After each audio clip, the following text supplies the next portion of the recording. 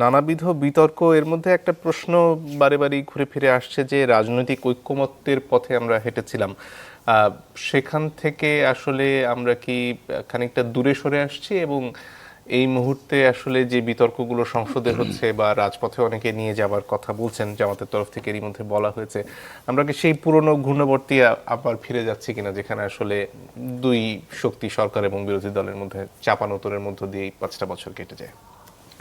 রাজনৈতিক ঐক্য যখন কথাটা আমরা বলি তখন তার মধ্যে দুটো জিনিস থাকে। একটা হচ্ছে যে রাজপথে আন্দোলনের মধ্য দিয়ে গড়ে ওঠা ঐক্য, আর একটা হচ্ছে রাজনৈতিক দলগুলো তাদের মধ্যে সমঝোতার একটা বিষয়।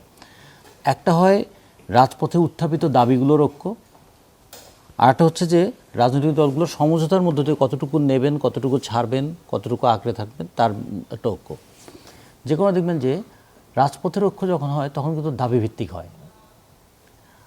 স্বৈরাচারী ব্যবস্থার বিরুদ্ধে একটা আন্দোলন হয়েছিল, তখন মতের এবং পথের নানা পার্থক্য সত্ত্বেও একটা ঐক্য তৈরি হয়েছিল যে এই সরকারকে আর নয়, সেটা বলবো রাজপথের ঐক্য।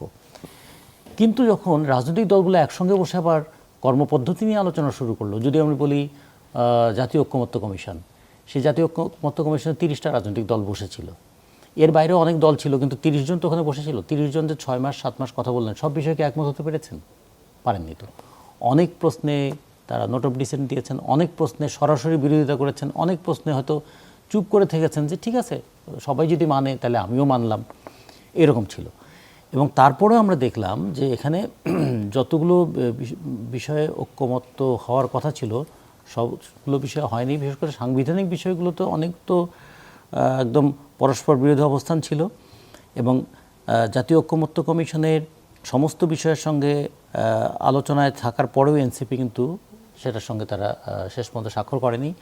আর আমরা যারা বাসদ এবং বাসদ এবং সিপিবি আমরা বলেছিলাম যে যেহেতু মানে মূল দৃষ্টিভঙ্গির একটা জায়গায় আমাদের পার্থক্য হয়ে গেছে, ফলে আমরা এখানে স্বাক্ষর করব না। আর একটা জিনিস করব না এই জন্য এখানে বলা হয়েছে যে এই ঐক্যমত্য কমিশনের এটা পরিপূর্ণভাবে বাস্তবায়ন করতে হবে। তার মধ্যে যেখানে নোট অফ ডিসেন্ট থাকে সেখানে তো পরিপূর্ণভাবে বাস্তবায়ন করা যায় না। ফলে এই কথা লিখে তারপরে তো স্বাক্ষর করলে হয় নিজের সঙ্গে প্রতারণা করা হবে অথবা জনগণকে ভুল বোঝানো হবে, যে কারণে আমরা কিন্তু ওখানে স্বাক্ষর করিনি। বিএনপি স্বাক্ষর করেছে বিএনপির একটা বুথ থেকে। এরপরে যেটা দেখা গেল যে বিএনপি তো বলেছে যে আমরা যে বিষয়ে নোট অফ ডিসেন্ট দিয়েছি সে বিষয়ে প্রতিপালনের বাধ্যতা কি আমাদের থাকবে, সে বিষয়ে কি আমরা প্রতিপালন করতে বাধ্য হব, এরকম একটা স্পেস কিন্তু তারা রেখে দিল। ফলে আপনি যেটা বললেন যে মানে রাজনৈতিক দলগুলো যে ঐক্য গড়ে উঠেছিল সেই ঐক্য এখন লক্ষ্য করা যাচ্ছে না কেন? ফলে ঐক্যের কিন্তু একটা লক্ষ্য থাকে, সে লক্ষ্য অর্জিত। বিএনপির কাছে ঐক্যের লক্ষ্য ছিল নির্বাচন করার, এনসিপির কাছে ঐক্যের লক্ষ্য হয়তো একরকম ছিল, আমাদের কাছে একটা লক্ষ্য ছিল এই যে একটা ফ্যাসিবাদী শাসনের অবসানে একটা গণতান্ত্রিক ব্যবস্থা যেন প্রবর্তন হয়, অন্তত কথা বলার পরিবেশটা যেন থাকে, যুক্তি করার জায়গাটা যেন থাকে, ধর্মের কারণে কোনো মানুষকে যেন নিপীড়িত হতে না হয়, নারী হওয়ার কারণে কাউকে যেন লাঞ্ছিত হতে না হয়, শ্রমিকদের যেন মজুরি নিয়ে বারবার তাদের রক্ত দিতে না হয়, কৃষক যেন তার ফসলের ন্যায্য দামটা পায়, শিশুদের বিকাশের জায়গা, এগুলো যে সব কথাগুলো তো মূল কথা হচ্ছে একটা গণতান্ত্রিক রাজনৈতিক পরিবেশ। ফলে আমাদের সেরকম একটা আকাঙ্ক্ষা ছিল। সব আকাঙ্ক্ষা তো এক জায়গায় আসে না। আবার অনেক সময় হয় কি সব ভালো জিনিস একসঙ্গে মেশালে সেটা আবার ভালোও হয় না।